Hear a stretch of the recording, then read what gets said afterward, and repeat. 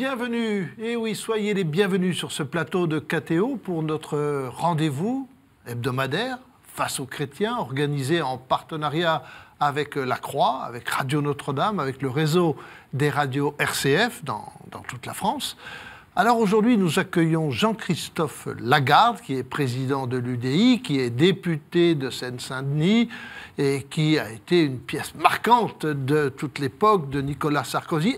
Et justement, Nicolas Sarkozy, nous allons un peu en parler, bien évidemment, puisque l'ancien président fait inédit dans la Ve République, a été mis en examen pour des faits remontant à 2007.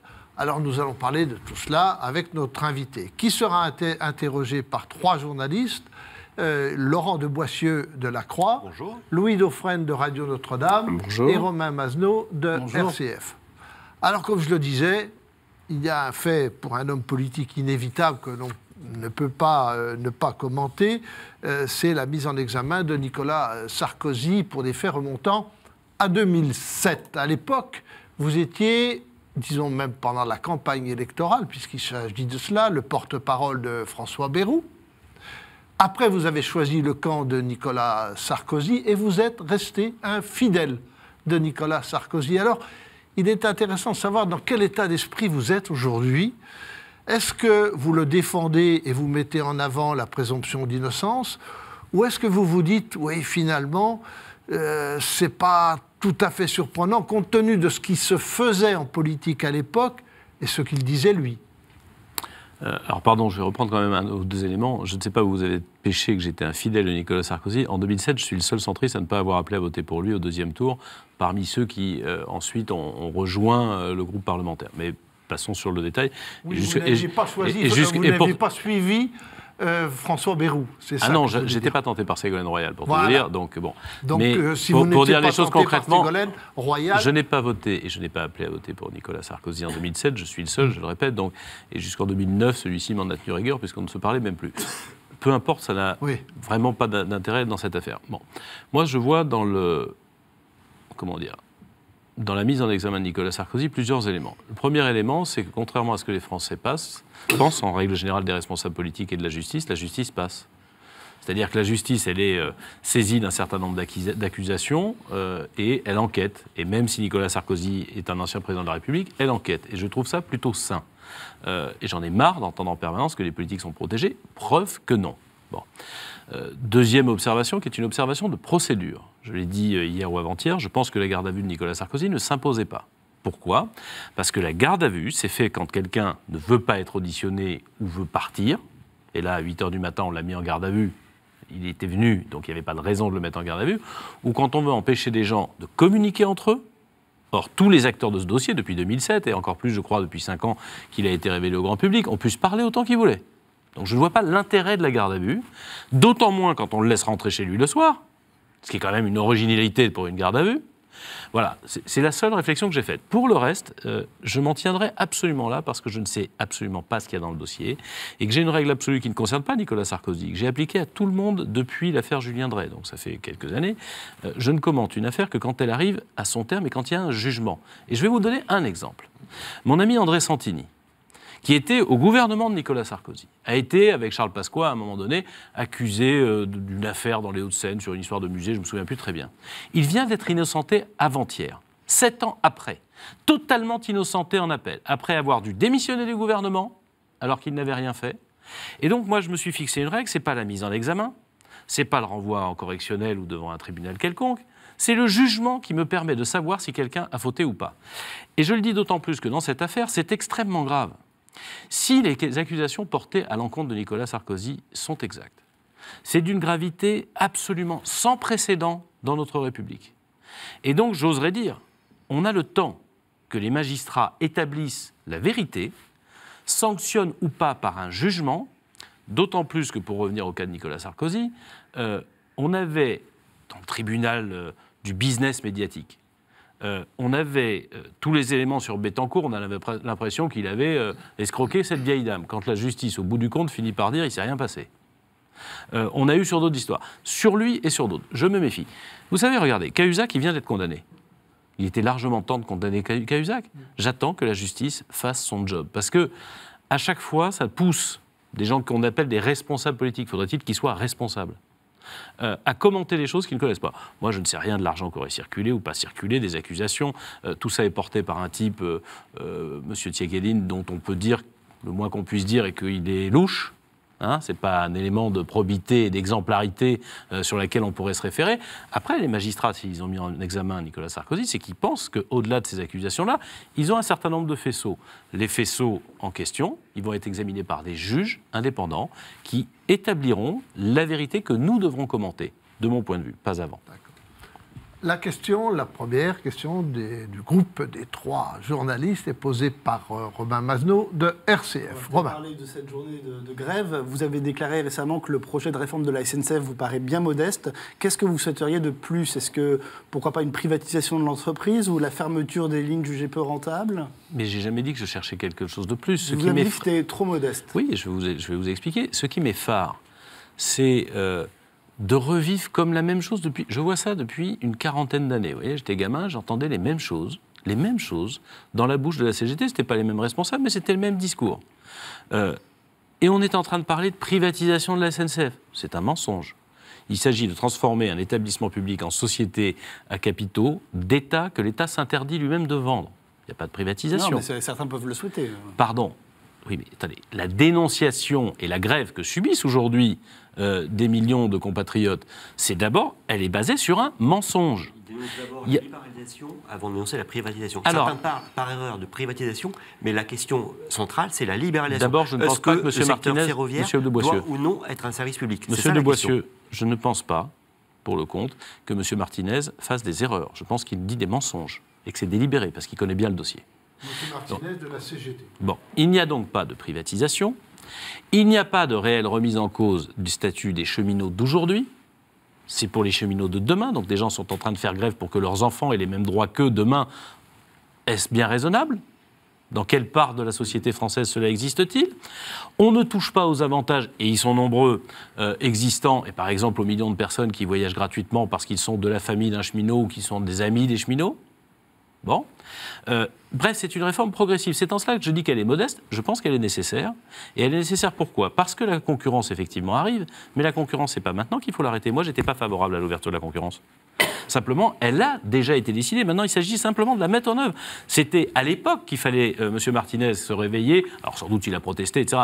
Mais c'est donc un prétexte. Je veux juste expliquer ça. C'est un prétexte. Et sous ce prétexte, j'entendais des gens sur une radio il y a quelques heures, qui, habitant à Trappes, cherchait à se rendre au boulot, et une dame qui disait « Moi, j'étais en CDD, on ne me renouvellera pas mon CDD si je ne suis pas à l'heure. » Donc, elle se réveille 2 heures avant. Et une grève sur une réforme qui reste modeste, qui est progressive, en prenant de mauvais prétextes, avec les arguments habituels qu'on entend depuis 40 ans, c'est un danger pour les gens qui subissent la grève, et c'est un danger pour cette entreprise, parce que, pardon, la concurrence, de toute façon, si ce n'est pas sur les lignes SNCF, si ce n'est pas sur les lignes, sur les voies ferrées. Elle existe déjà, hein, c'est sur les autobus. Regardez le nombre de gens qui sont partis sur les autobus et qui ne prennent plus le train. Pourquoi ? Parce que le train, chez nous, le coût du kilomètre ferroviaire, c'est 30% plus cher qu'ailleurs. Et dernier élément, pardon d'avoir été long, mais au moins ça me permet, c'est un des rares endroits où on peut le faire, donc merci de m'inviter, d'être complet et d'être cohérent. Vous m'avez posé une question, c'est est-ce que le service public doit être préservé ? Mais le service public, il n'est pas nécessairement rendu par une entreprise publique. Il y a des tas de services publics qui existent dans notre pays, qui sont rendus, à partir du moment où on définit des objectifs, des critères, qui sont rendus par des sociétés privées. Et je vous ferai remarquer que les TER, par exemple, ce sont les régions qui payent et qui fixent les lignes, les petites lignes, etc. Ce n'est pas ce projet de loi. Donc s'il y a des petites lignes qui sont abandonnées, ce sont les régions qui les abandonneront.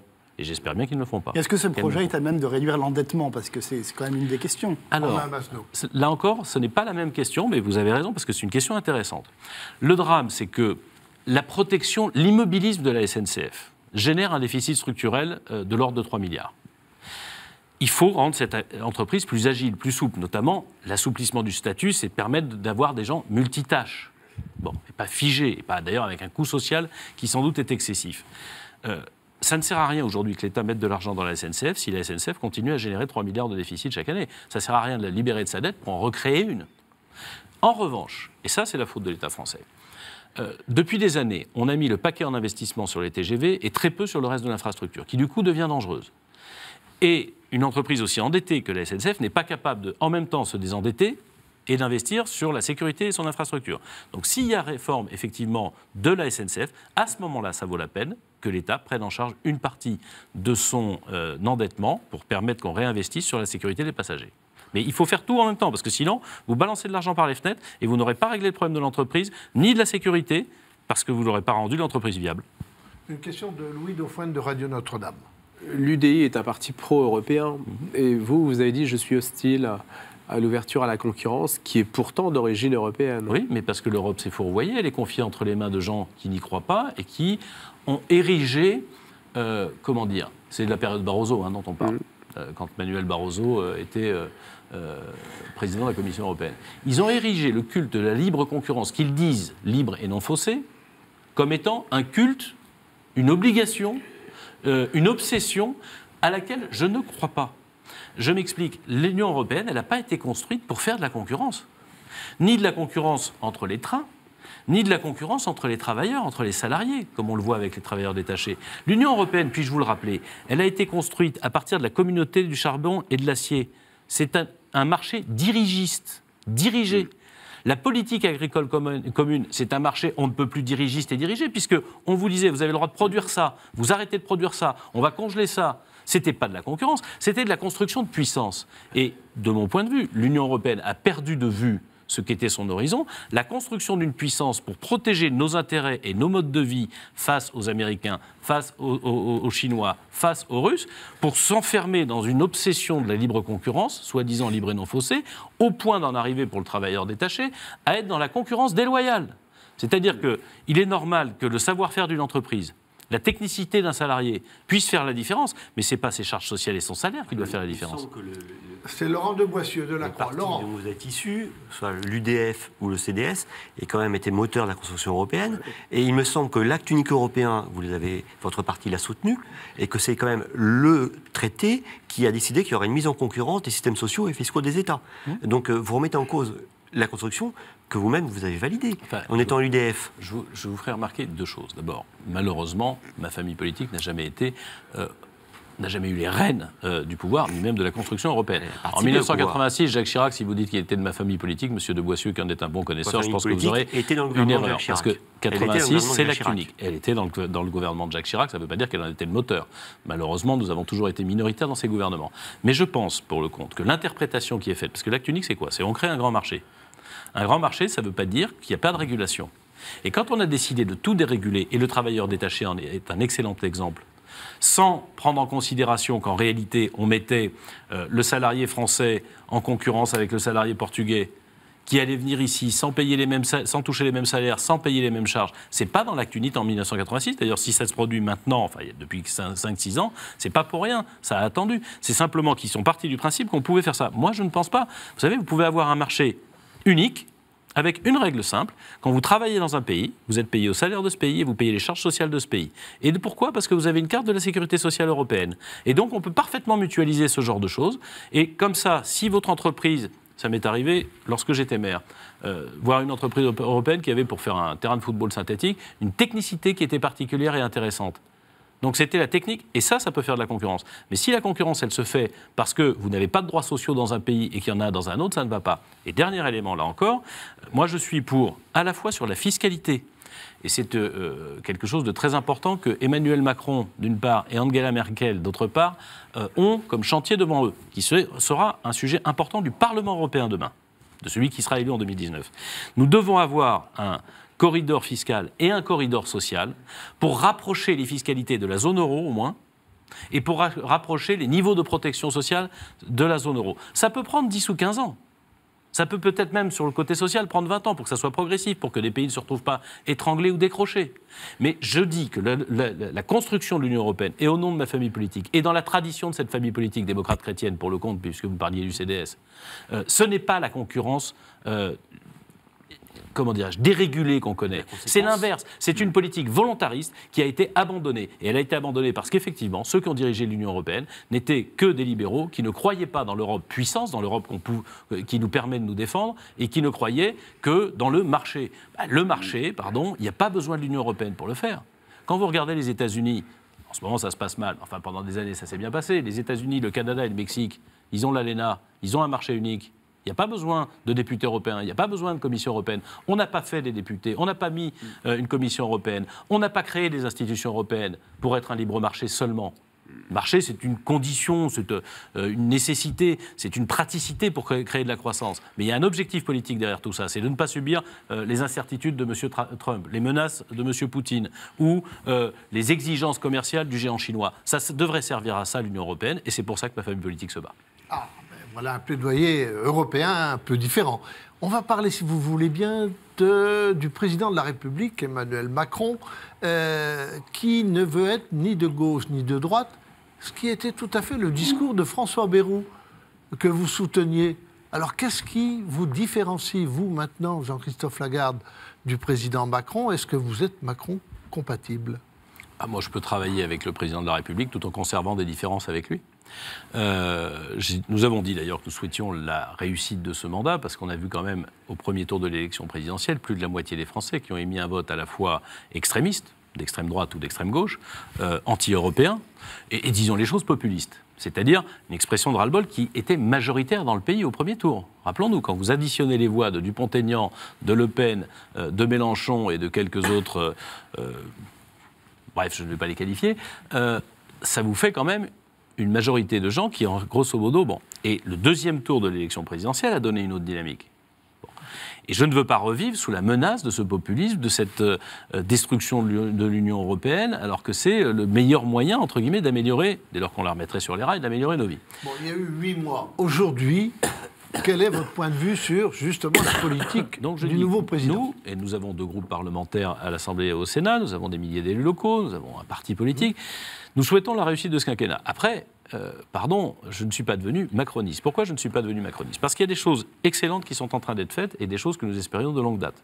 D'abord, redessiner les perspectives européennes, même si là aussi nous pouvons avoir des différences. Pas des désaccords, mais des différences.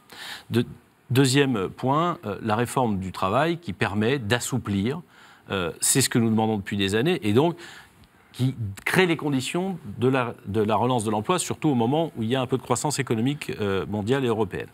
Troisième chose, redresser l'éducation nationale, avec un ministre, M. Blanquer, qui est un homme remarquable, je l'ai dit dès le départ, que je connais bien parce que j'ai travaillé avec lui comme élu local, il était mon recteur à l'époque, et qui, en réalité, a pour objet essentiel, vital, de reconstruire l'éducation nationale, c'est-à-dire un ascenseur social, là où aujourd'hui, l'éducation nationale, premier budget de l'État, ne reproduit que les élites et les exclus. Et c'est vraiment pas ça son boulot, et c'est détruire le cœur de la République que de ne pas permettre aux citoyens de pouvoir construire sa vie, l'améliorer en fonction de ses efforts et de ses talents. Il y a donc des choses très bien, excellentes qui sont faites. Et puis il y a des erreurs qui sont commises. Je pense que la CSG, je l'ai dénoncé pendant la campagne électorale au Parlement depuis, et je continue à le faire, je pense que la CSG est une erreur. C'est une erreur, et je l'ai dit au président de la République, d'abord parce que c'est inéquitable. Pour construire la compétitivité des entreprises françaises, puisqu'en fait, ça sert à ça. Baisser les charges, transférer ces charges ailleurs. Il faut les transférer sur la consommation et pas sur la CSG, et encore moins sur une génération. Donc sur la TVA, plutôt, pour parler oui, clairement. Bien sûr, comme l'ont fait les Allemands depuis 20 ans. À chaque fois que vous achetez un outil, une machine-outil allemande ou un lave-vaisselle ou un frigidaire allemand, puisqu'il ne s'en produit hélas plus en France, vous êtes en train de payer une partie de leur sécurité sociale. Est-il bien intelligent que nous ne fassions pas la même chose lorsque nous vendons ou achetons nous-mêmes? Deuxième chose, ce que je trouve anormal, c'est que vous ne pouvez pas concentrer l'effort de la compétitivité française sur une génération, et en plus sur la génération qui ne peut pas se défendre, au sens où, si un retraité a des problèmes de fin de mois, la vérité, c'est qu'il ne peut pas aller faire un deuxième boulot, où il ne va pas faire des heures supplémentaires. Et donc, je pense que c'est inéquitable que ce soit sur cette génération que ça porte. C'est en plus inefficace, pour la raison que je viens d'évoquer, c'est que nous continuons à porter seul le poids de notre charge sociale, alors que l'intelligence, quand on le transfère sur la consommation et sur les mouvements financiers, c'est qu'une partie est financé, entre guillemets, par autre chose que par le travail des Français. Vous gagnez donc en compétitivité. Voilà un exemple. Il y a une conception un peu trop centralisée pour l'instant du pouvoir, et je prends l'exemple des 80 km/h. Le Premier ministre a raison de vouloir faire baisser le niveau de mortalité sur les routes. Il y a quelques années, c'était Gilles de Robien, quelqu'un de notre famille politique, qui, constatant qu'il y avait 13 ou 14 000 morts par an sur les routes, avec Jacques Chirac d'ailleurs, ont décidé de s'y mettre vraiment. On est descendu de 13 000 à 4 000 environ. il n'y avait pas de fatalité à 14 000, il n'y a pas de fatalité à 4 000. Mais la méthode pour s'y prendre me paraît une erreur. D'abord parce que l'étude sur laquelle ça s'appuie, n'a pas pris le temps, est très discutable, etc., et ne conclut pas que ça permet de baisser réellement le nombre de morts, la mortalité sur les routes. 2, parce qu'en réalité, plutôt qu'une mesure centralisée ex nihilo, je pense que réunir les comités départementaux de sécurité routière, qui permettent de réunir les élus, les présidents de conseils départementaux, les maires, qui permettent de réunir l'État, les préfets, les usagers de la route, les associations, et de regarder simplement les portions de route. Parce qu'il y a des routes qui, à 90 km/h, sont parfaitement sûres, et il y a des routes qui, à 80 km/h, vont rester dangereuses. Et que le boulot, c'est ça. Et moi, c'est la proposition que je fais, et je trouve que ce serait beaucoup plus, nous, à l'UDI, puisque nous avons par exemple un élu, Thierry Benoît, qui fait cette proposition en disant regardons là où c'est dangereux pour maintenant être efficace. Deuxième proposition, il faut qu'on fasse varier la vitesse entre le jour et la nuit, parce que le nombre d'accidents mortels la nuit sur les routes départementales est bien supérieur au jour. Donc la durée de limitation, la limitation de vitesse, ne devrait pas être la même. Un peu comme quand vous êtes sur l'autoroute, c'est 130 km/h s'il ne pleut pas, 110 s'il pleut. Et on pourrait avoir la même limitation différenciée entre le jour et la nuit sur nos routes départementales. Être efficace, c'est rarement faire une mesure générale qui est très visible médiatiquement, pas toujours très efficace sur le terrain. Merci de cette proposition que nous apprécierons, puisque c'est très concret. Alors nous marquons une première pause dans ce Face aux chrétiens et nous nous retrouvons dans un très court instant avec notre invité Jean-Christophe Lagarde. A tout de suite.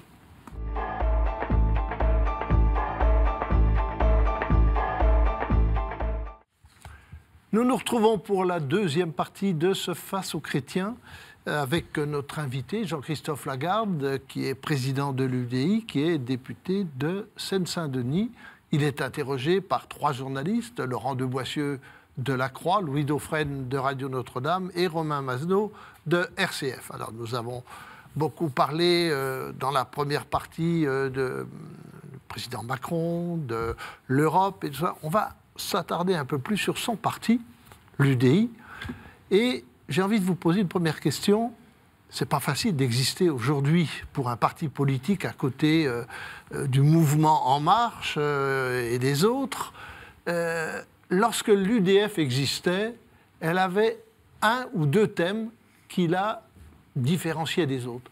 L'UDI, ce sera quoi? Dans le temps, c'était l'Europe. L'UDI, ce sera quoi? Alors d'abord, je pense que ça demeure l'Europe, parce que je disais tout à l'heure que j'ai apprécié, j'ai même soutenu le discours du président Macron à Athènes et à la Sorbonne. Mais ce qu'il dit ne suffit pas. La construction européenne, je disais, c'est de la reconquête de souveraineté, contrairement. Et quand je vois M. Philippot, par exemple, dire qu'il est patriote, les vrais patriotes, c'est nous. Aujourd'hui, il y a des souverainetés d'apparence.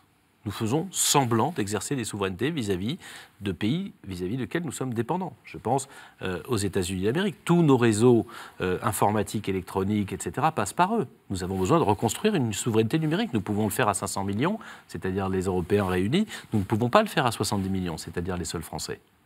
Nous avons besoin d'organiser une souveraineté et une politique énergétique qui nous préserve des caprices de la Russie qui peut couper le gaz à la moitié de l'Europe à tout moment.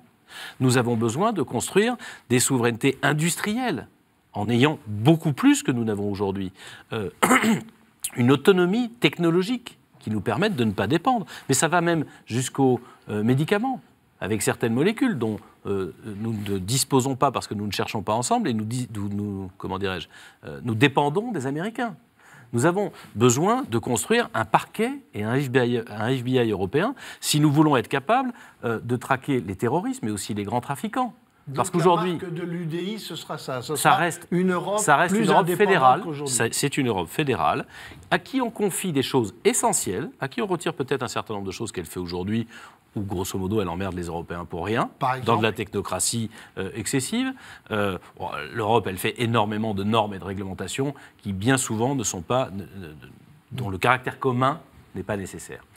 En revanche, qu'on puisse faire en sorte que nos frontières n'arrêtent pas que les magistrats et les policiers, parce que c'est ça aujourd'hui les frontières et l'absence de FBI et de parquet européen. C'est juste vos policiers qui s'arrêtent. Les autres, ils traversent les frontières. En tout cas, ceux qu'on aimerait limiter. Qu'on construise une défense et aussi une industrie de défense européenne pour ne pas dépendre des Américains lorsqu'on veut tel ou tel matériel. Comprenez les drones, comprenez les avions de combat, où ils ont pris de l'avance. Voilà, ça sert à ça. Premier marqueur. Deuxième marqueur, je vous l'ai dit, l'école républicaine. La reconstruction de l'école républicaine, et c'est dans les racines, entre guillemets, de notre famille politique également, la reconstruction d'une école républicaine qui soit à la fois libre, mais qui permette l'ascenseur social. C'est l'objectif central et fondamental de l'éducation nationale. Ça doit être l'objectif. Ça n'est plus le cas. Vous savez bien aujourd'hui que tous les gens issus de milieux privilégiés voient leurs enfants à peu près prolonger les mêmes carrières ou en tout cas les mêmes niveaux d'études et qu'un enfant d'ouvrier a 8 à 9 fois moins de chances de devenir cadre qu'il y a 40 ans. Monsieur Lagarde, tout de même, tout le monde est d'accord sur une école républicaine et ce n'est pas ça qui va vous différencier des autres. Tout le monde a le même discours. Alors pour que l'UDI existe, l'école républicaine, c'est pas un peu court? Alors, pardonnez-moi, mais vous savez, j'écoute Marine Le Pen et j'écoute Jean-Luc Mélenchon parler de liberté, d'égalité et de fraternité. Je ne suis pas sûr qu'ils parlent de la même chose. Ils disent la même chose, mais ils ne parlent pas de la même chose. Et quand je parle de l'école républicaine et de sa reconstruction, nous pouvons faire. Ça n'a rien de court. Je vais y revenir. Nous avons un troisième pilier qui est un pilier important, qui est le pilier de la responsabilité. Responsabilité dans la société, ça veut dire 3 choses. D'abord, la contractualisation. Nous pensons que l'unité française, ça n'est pas l'uniformité française. Par exemple, quand dans la Constitution, le président de la République dit qu'il faut inscrire un droit à la différenciation, nous sommes d'accord. Mais nous souhaitons même un droit à la contractualisation. La France vit sur le culte de la loi. La loi, elle est homogène, uniforme pour tout le monde. C'est l'égalité. C'est l'égalité apparente et c'est l'égalité inefficace.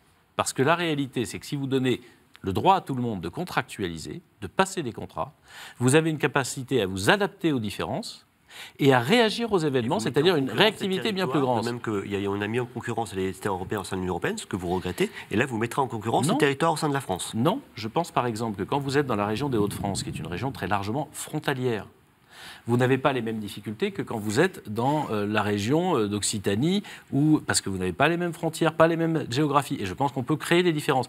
Pourquoi acceptons-nous, c'est quand même un mal français, de l'illusion française. Pourquoi acceptons-nous d'avoir des règles différentes lorsque nous sommes à 8000 km de chez nous, aux Antilles, ou lorsque nous sommes à 20 000 km de chez nous, en Nouvelle-Calédonie, en Polynésie française, où là on organise les choses différemment en laissant s'adapter à des particularismes.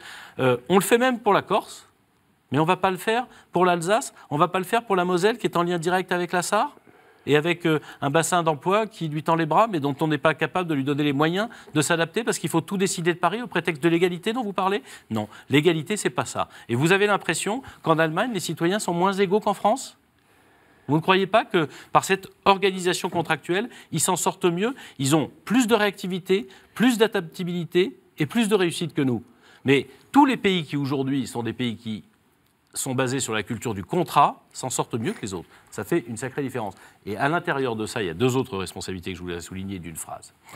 La responsabilité environnementale. La transformation environnementale de nos sociétés n'est pas une punition, c'est une nécessité. Et c'est même une chance si on sait la saisir. Je pourrais développer, mais je m'arrête sur ce point-là. C'est un élément, le parti de Jean-Louis Borloo, du Grenelle de l'environnement, mais il faut aller bien au-delà de ça. Et le dernier, c'est la responsabilité de génération. Nous devons absolument cesser, j'entends un débat ces derniers jours sur une éventuelle cagnotte dont disposerait l'État peut-être à la fin de cette année, nous devons cesser de dépenser de l'argent aujourd'hui en filant la facture à nos gosses. C'est de l'irresponsabilité générationnelle et nous militons pour la responsabilité générationnelle. Nous ne devons pas construire notre confort du présent sur la destruction de l'avenir de nos enfants. Tout individu qui se respecte, tout citoyen qui se respecte, il a pour ambition que ses enfants vivent mieux que lui.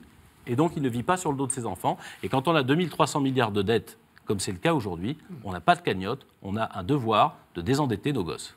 Une question de Louis Dauphren de Radio Notre-Dame. Louis. Justement, puisqu'on parle des enfants. Tout à l'heure, sur l'Union européenne, vous avez marqué une forme de distance en disant qu'il n'y avait pas que le marché qui comptait. Sur la limitation à 80 km/h, vous avez témoigné d'une forme de pragmatisme, de prudence. Là, vous parlez de la contractualisation qui nous amène plutôt sur une logique du marché quand même, mine de rien, donner une prévalence au marché.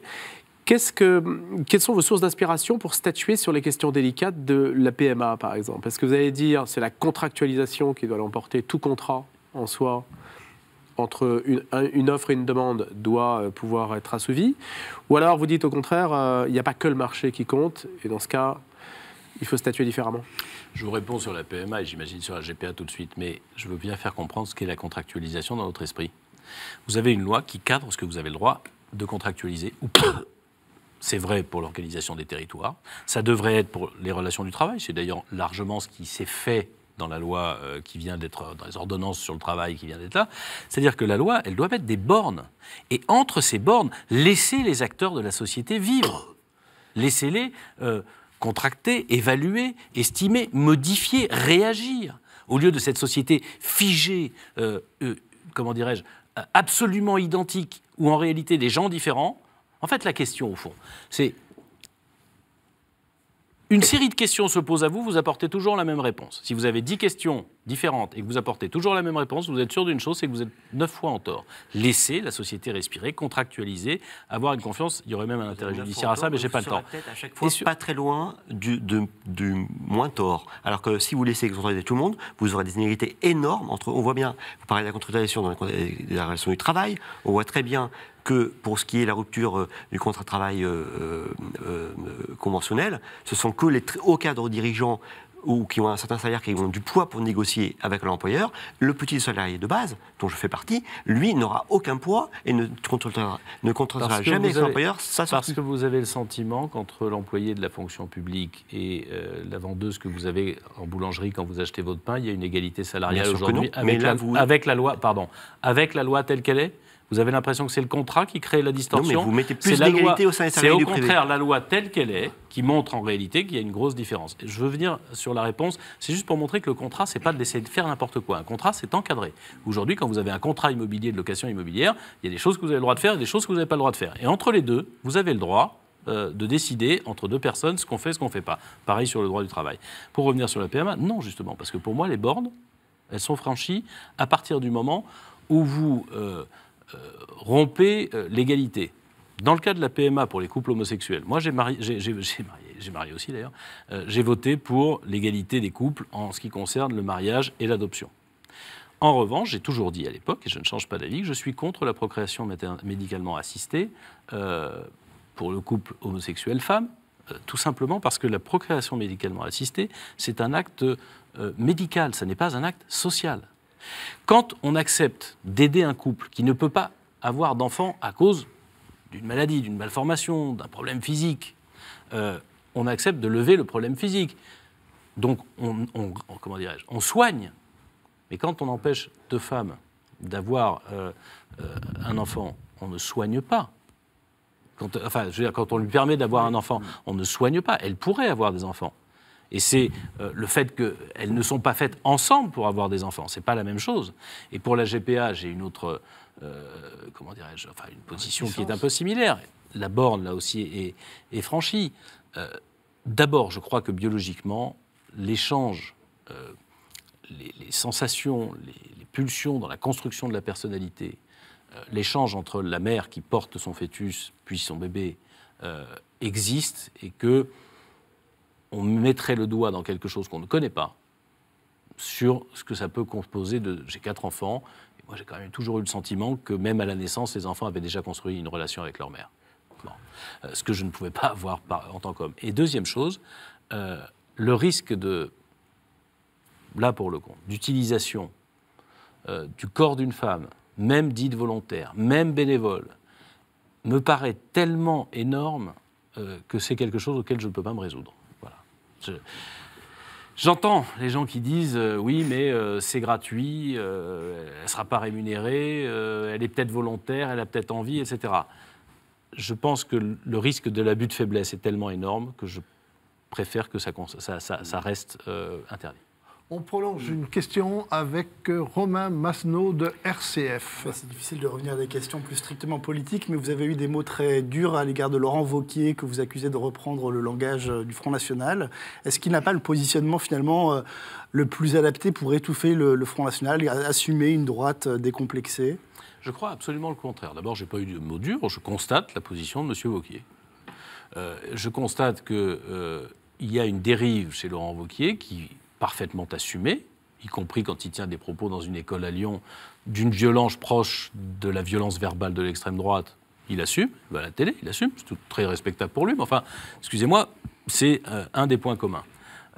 Lorsqu'il refuse d'appeler à voter pour Emmanuel Macron, ce qu'ont fait même Nicolas Sarkozy, François Fillon, contre Marine Le Pen, c'est une rupture qu'il assume pleinement, de s'identifier à l'extrême droite, de ne pas la rejeter, de la considérer comme un adversaire ou un partenaire, je ne sais pas, potentiel. Pour vous, il vise l'alliance avec le FN. C'est trahir ce qu'est la droite. Parce que la droite, pour le compte, c'est l'inverse de ça. Est-ce qu'on se souvient que l'extrême droite, c'est ceux qui cherchaient à assassiner De Gaulle ? Est-ce qu'on se souvient que Jacques Chirac avait mis une frontière absolument hermétique au point de refuser de débattre avec Jean-Marie Le Pen ? La droite, c'est pas ça. Laurent Wauquiez, il est en train de trahir l'héritage gaulliste, l'héritage chiracien et même l'héritage sarkozyste lorsqu'il n'appelle pas à voter contre Marine Le Pen et pour Emmanuel Macron au deuxième tour. Mais, quand il fait... Jean-Christophe Lagarde, tout de même, dans la question de Romain Masneau, il y avait quelque chose qui était un petit peu aussi un rappel historique, c'est ce qu'a fait Mitterrand avec le Parti communiste. Il a gagné et il a été président. Est-ce que Laurent Wauquiez n'est-il pas en train de faire ce que Mitterrand a fait avec le Parti communiste et lui le faisant avec le Front National ? Alors, je suis assez étonné de vous entendre quasiment développer une thèse sous forme de question qui serait que Laurent Wauquiez aurait une espèce de mission de salut public d'aller mimer et singer l'extrême droite pour essayer de nous sauver de l'extrême droite. Pardon, moi je crois que quand une idée est fausse... Sauver la droite. Pardon. Quand une idée est fausse, on la combat. On ne l'imite pas. Je pense que le bon moyen de combattre l'extrême droite, c'est pas de la singer. C'est pas de l'imiter. C'est pas de reprendre ses thèmes. C'est pas de reprendre ses propositions. Parce que vous ne combattez pas quelqu'un que vous imitez. Vous êtes en train de glorifier ses idées. Lorsque Mme Morano va sur une grande chaîne de radio expliquer qu'en pleine crise des prisons, que le sujet essentiel pour les Français, c'est de savoir quelle est l'origine, même pas la nationalité, quelle est l'origine des gens qui sont en prison, même l'extrême droite n'avait pas fait ça. Vous ne combattez pas l'extrême droite en la limitant. En l'imitant, ça n'est pas vrai. C'est un mensonge. Donc, premier élément. Et deuxième élément, je crois surtout que c'est trahir la droite. Ce pourquoi l'UDI a l'ambition d'incarner à la fois le centre et la droite de progrès, c'est qu'il y a beaucoup de gens de droite qui sont en réalité stupéfaits de cette trahison idéologique absolue. La droite n'est pas ça. Elle peut être conservatrice. Elle était devenue européenne, il est anti-européen. Elle n'est pas identitaire. Quand on dit les identitaires, on parle de quoi ? On parle bien de l'extrême droite, et depuis toujours. La France n'a pas, comment dirais-je, comme seule problématique, comme seule obsession l'identité, et c'est ce qu'on nous avance en permanence. Lorsqu'un de vos porte-parole est maire et se dit que le meilleur moyen, entre guillemets, de faire société ensemble, de faire ville ensemble, c'est d'utiliser la cantine scolaire, alors que c'est un sujet qui a été traité par toutes les villes depuis toujours de façon intelligente. Aucune ville ne s'est soumise à des repas religieux, mais personne n'a voulu imposer un menu à qui que ce soit. Je veux dire, comment dirais-je ? C'est le contraire même de ce qu'ont été pendant 60 ans la droite et le centre. Voilà. Par populisme, par démagogie, par volonté de piquer les électeurs. Mais vous savez, je vais vous dire ce que je crois qu'il va se passer. C'est qu'à force de dire la même chose que l'extrême droite, la droite, en tout cas cette frange-là de la droite ultra, elle va cautionner, puisqu'elle imite. Et donc, elle crée une plus grande porosité entre les électorats. C'est-à-dire, après tout, on peut voter pour lui. Pour elle, pardon, pour Mme Le Pen. Puisqu'après tout, il refuse de voter contre. Et donc, elle favorise les positions de M. Mariani, qui finit par dire pourquoi on ne serait pas alliés ? Parce que ça se passe dans la tête des électeurs, ce que Jacques Chirac avait empêché. Et à la sortie, vous aurez une espèce d'espace politique commun. Et celle qui emportera cet espace politique commun, c'est Marion Maréchal Le Pen. Ce n'est pas M. Wauquiez qui se fera, c'est pas lui qui va manger le Front National. C'est elle qui mangera et sa tante et M. Wauquiez. Merci beaucoup. On va marquer une petite pause et puis on se retrouve pour une troisième partie de ce Face aux chrétiens dans un très court instant avec notre invité Jean-Christophe Lagarde. À tout de suite.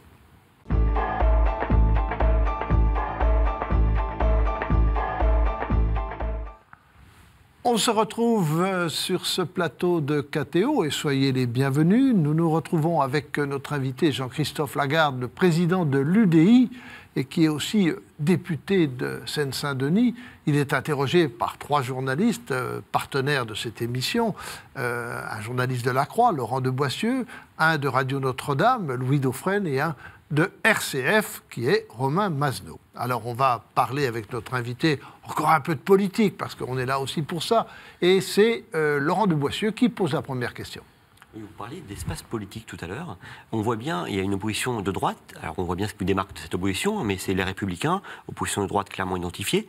Il y a une majorité, qu'on peut considérer une majorité du centre, avec La République En Marche et le MoDem. Et finalement, quelle peut être votre place, ni dans l'opposition de droite, ni dans la majorité du centre? Est-ce que vous êtes lisible?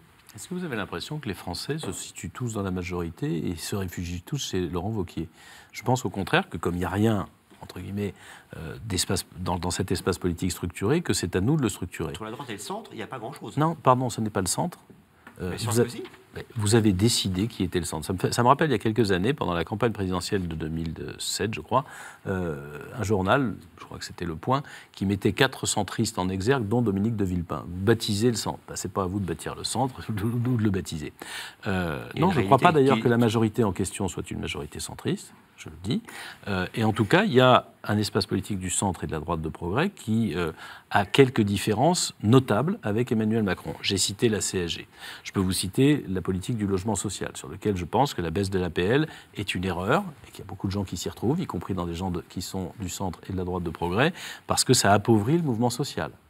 Il y a eu une alerte, heureusement le gouvernement est en train de rassurer sur le sujet, sur le quotient familial. C'est pour le compte quelque chose qui a déjà été largement attaqué par M. Hollande et auquel M. Macron ne doit pas toucher. Donc cet espace politique structuré, fédéraliste, humaniste, il existe, et dedans, je souhaite pouvoir intégrer ce que j'appelle la droite de progrès, c'est-à-dire ceux avec qui nous faisions campagne il n'y a pas si longtemps que ça, je pense aux gens qui suivaient plutôt la logique d'Alain Juppé, qui ont aussi une volonté d'autorité de l'État, comment dirais-je, conservatisme raisonnable sur certains sujets sociétaux. On parlait tout à l'heure de la PMA ou la GPA. Voilà. Et cet espace politique existe. Il n'est pas couvert, vous n'avez qu'à regarder les élections, il n'est pas couvert aujourd'hui par Emmanuel Macron et il n'est certainement pas attractif attiré par M. Wauquiez et sa dérive. Nous reviendrons sur les questions de société. Moi, j'avais tout de même si on n'en parle pas souvent de politique étrangère, parce que je sais que vous êtes intéressé à cette question, j'avais une question à vous poser sur la situation en Syrie et aux confins de la Syrie.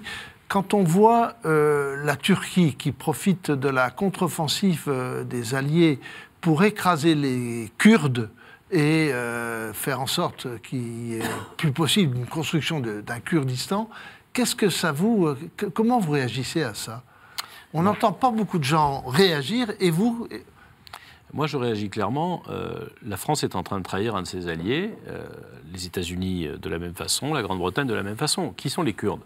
Et notamment les Kurdes d'Irak et les Kurdes de Syrie. Ce sont ceux que nous avons équipés, mis en avant, utilisés, soutenus par nos bombardements, pour combattre notre ennemi Daesh. Et maintenant que Daesh est très affaibli, pas encore éliminé et pas encore en déroute, mais très affaibli sur le terrain, on laisse la Turquie, qui est censée être notre allié, massacrer nos alliés. Et au lieu de les protéger, en interdisant le survol et les bombardements aériens turcs, au lieu de les équiper, fût-ce discrètement, pour leur permettre de se protéger contre les avions turcs, qui sont des avions vendus par les Américains, qui sont des avions de l'OTAN, on ne fait rien. Pire, on ne dit rien. Mme Merkel a été plus courageuse encore une fois que les autres hier devant le Bundestag, où elle a dit que ce qui se passait là-bas était une honte. J'aimerais entendre le gouvernement français, mais j'aimerais, en plus de l'entendre, qu'on aide ceux qui se sont déjà battus pour nous et qui sont morts pour nous. De quelle manière? En les équipant, en les armant. Pardon de dire que M. Erdogan n'a aucune légitimité à envahir le nord de la Syrie, à assassiner et à massacrer des milliers de Kurdes qui étaient des combattants que nous utilisions. Et que c'est une honte pour notre pays, pour les Occidentaux, de laisser faire ce qui se fait. Et ce n'est pas seulement Afrin, parce qu'il a dit aussi qu'il voulait continuer. Je disais avant-hier soir... La ville d'Afrin. Il faut armer les Kurdes contre la Turquie, si je vous suis bien. Contre les attaques aériennes de la Turquie, bien sûr. Je vais vous dire une chose. Je disais ça avant-hier soir à l'Assemblée nationale. Nous avons regardé à la télévision, il y a 2 ans, 3 ans de ça, Daesh qui risquait de s'emparer de Kobané, dans le nord de la Syrie. Et qui combattait? Les Kurdes. On voyait l'armée turque qui empêchait les Kurdes de Turquie d'aller aider pour éviter de se faire éradiquer par les barbares de Daesh. On savait très bien que la Turquie jouait un jeu plus que trouble avec Daesh, y compris sur les trafics d'essence qui ont eu lieu à travers le nord de la Syrie et la Turquie. On savait tout ça. Et aujourd'hui, le gouvernement turc dit qu'il va aller jusqu'à Kobané. C'est-à-dire que non seulement il les laissait se faire massacrer, ne bougeait pas une oreille contre les barbares de Daesh, mais en plus, maintenant, ils vont aller liquider les Kurdes qui ont réussi et on appelle ça, et je pose, ça fait 2 ans que je pose la question, d'ailleurs je l'avais fait auprès de Manuel Valls en plein hémicycle, est-ce que la Turquie, avec qui on doit avoir des relations? Évidemment, parce que... Attends, Parce qu'il y a des sujets qu'on ne peut pas régler sans la Turquie. Je suis bien d'accord. Mais est-ce une raison pour la laisser aujourd'hui faire n'importe quoi? Et est-ce une raison pour la considérer comme notre allié? L'OTAN est censée être une alliance de peuples libres. Est-ce que la Turquie est aujourd'hui un régime démocratique? Est-ce que la Turquie est notre allié quand elle massacre nos alliés? Est-ce que la Turquie était notre allié quand elle avait ce jeu trouble avec Daesh? Voilà, ce sont des questions que nous devons avoir le courage d'aborder pour aujourd'hui, dans l'urgence, et pour demain. Parce qu'une alliance qui a en son sein quelqu'un qui ne partage plus nos valeurs, ne partage pas nos objectifs stratégiques et exerce un chantage permanent sur les autres, notamment à travers le risque de laisser déferler des réfugiés, est-ce vraiment un allié? Une question de Romain Mazneau de RCF. On parlait tout à l'heure de la PMA et de la GPA. Dans le cadre des états généraux de la bioéthique, il y a aussi des questions sur la fin de vie. Est-ce que vous pourriez voter une loi qui légalise le suicide assisté, voire l'euthanasie? Oui. Oui. Donc libéralisme sociétal sur cette question, mais pas sur la PMA et la GPA. Je ne sais pas ce qu'on appelle libéralisme sociétal. Moi, j'essaie de répondre aux questions une par une et sans forcément en faire une idéologie. Est-ce que... alors d'abord, c'est pas, pour le compte, c'est la position de Jean-Christophe Lagarde. C'est pas la position de l'UDI. Puisque chez nous, il y a une règle, c'est que sur ces sujets-là, justement, chacun peut se positionner en son âme et conscience. Bon. Aujourd'hui, la loi Leonetti, elle permet de laisser mourir quelqu'un, en fait, en ne l'alimentant plus et en ne l'hydratant plus. C'est-à-dire de faim et de soif. Est-ce que c'est une bonne fin pour un de ses proches? Je ne crois pas. Et donc, je pense que pour ceux qui le souhaiteraient, il vaut mieux que les choses s'arrêtent avec plus de dignité. Après, je conçois, et c'est ce qui me paraît redoutable, je conçois que la difficulté, c'est qui prend la décision, comment on l'organise, quelle est la limite. C'est ce débat-là que nous devons avoir. Et je pense qu'il ne doit pas y avoir de débat accusatoire. Et la société progresse peu à peu sur ces sujets-là, au fur et à mesure des évolutions scientifiques, etc. Il y a donc une question morale qui est, est-ce qu'on peut laisser mourir les gens, parfois les laisser vivre à l'état de quasi-légumes, ou mourir les gens dans les conditions qu'offre la loi aujourd'hui? Je crois qu'il faut qu'on permette autre chose. Et je ne sais pas bien répondre à la question, je l'avoue, à quel moment on décide et qui décide. Est-ce que c'est une personne seule? Est-ce que ce sont plusieurs personnes? Est-ce que c'est la médecine? Est-ce que ce sont les proches? Y a-t-il pas risque de conflit d'intérêts? Enfin, ça soulève 10 000 questions. Mais je trouve qu'on devrait avoir ce débat, ça honorerait beaucoup la démocratie, de façon très digne, en posant ces questions-là d'abord. Comment, qui, quelles limites, quelle surveillance? Est-ce que l'État... Je ne sais pas. Ce sont des questions très personnelles et ça le sont en effet. Est-ce qu'il faut que ce soit, pour des questions personnelles, que le député ne peut pas forcément à l'Assemblée, que ce soit un référendum et que les Français s'expriment sur ces sujets-là directement? Je ne crois pas. Je crois pour le compte vraiment que le Parlement il est fait pour ça. Bien sûr qu'il y a un vécu de chacun, mais pardon, le référendum, d'abord, vous avez coutume de dire que les gens ne répondent pas au texte mais au contexte. Bon, et c'est la vérité. On n'a jamais eu un référendum en France où les gens se prononçaient vraiment sur le fond du sujet, encore peut-être Maastricht. Bon. Mais surtout, la complexité des questions, à mon avis, ne sont pas abordables par référendum. En revanche, qu'il y a une volonté de transformer le Conseil économique et social là-dessus, je pense que le président de la République a raison, qu'il qu'il y ait un vrai débat dans la société, qu'on ouvre des forums, que chacun puisse venir y participer, que les parlementaires y soient présents, qu'on entende, qu'on fasse largement publicité du débat qui y aurait lieu au Parlement, qu'on prenne notre temps. C'est pas pour retarder, c'est prendre notre temps pour expliquer. J'ai même du mal, parce que ça serait trop long, à lister l'ensemble des questions que même la procédure de suicide assisté ou de fin assistée poserait. Le nombre de questions juridiques pointues et morales.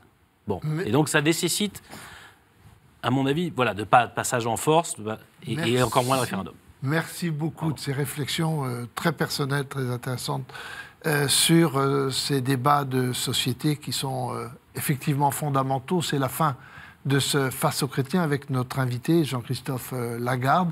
Si vous avez pris cette émission, vous pouvez la retrouver sur les sites de La Croix, de RCF, de Radio Notre-Dame et de KTO, si vous l'avez pris en cours. Et bien évidemment, on se retrouve la semaine prochaine pour un nouveau Face aux chrétiens. À bientôt.